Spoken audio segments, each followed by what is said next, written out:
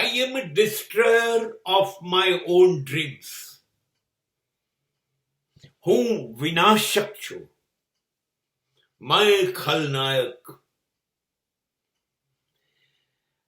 પણ ડિસ્ટ્રોયર, વિનાશક, ખલનાયક, એની પાછળનો એક કોન્સેપ્ટ એ છે કે એ લોકો બીજાને ખતમ કરે છે.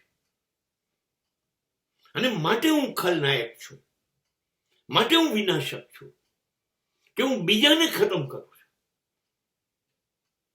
પણ અહીંયા કોન્સેપ્ટ જુદો છે.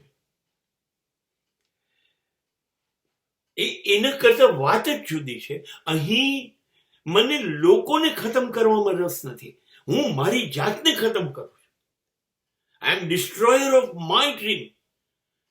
મારા ઈરાદાઓ, મારા સ્વપ્નાઓ, મારી જિંદગી, મારા મિશન, એને હું બરબાદ કરી રહ્યો છું મારી જાતે, મારી મરજીથી, મારી સ્વેચ્છાએ. હું એવી રીતે જીવવાનું શરૂ કરું છું, હું એવી રીતે વિચારવાનું શરૂ કરું છું, હું એવા વર્તન કરું છું કે હું જ બરબાદ થઈ જાઉં. મારે દુશ્મનોની શી જરૂર છે? હું જ કાફી છું. સૌથી મોટો દુશ્મન હું. આવું કેટલા બધા માણસો કરી રહ્યા છે, આવું કરી રહ્યા છે. પોતે જ પોતાની જાતને બરબાદ કરે. કઈ ગંદકીના કીડા આપણે બની જઈએ છીએ ખબર નથી. અને પછી એ ગંદકીને ચમકાટમાં આપણે એવું માનીએ એને એ મારો ઈગો છે.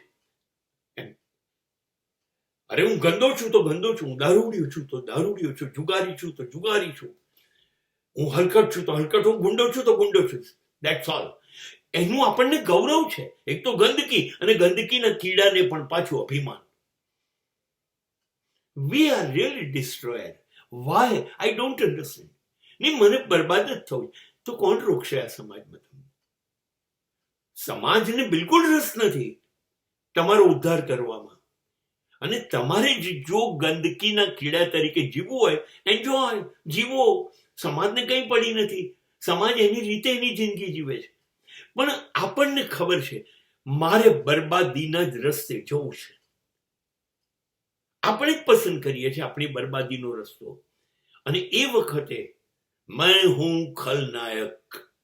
I will be a destroyer of my life and my dreams.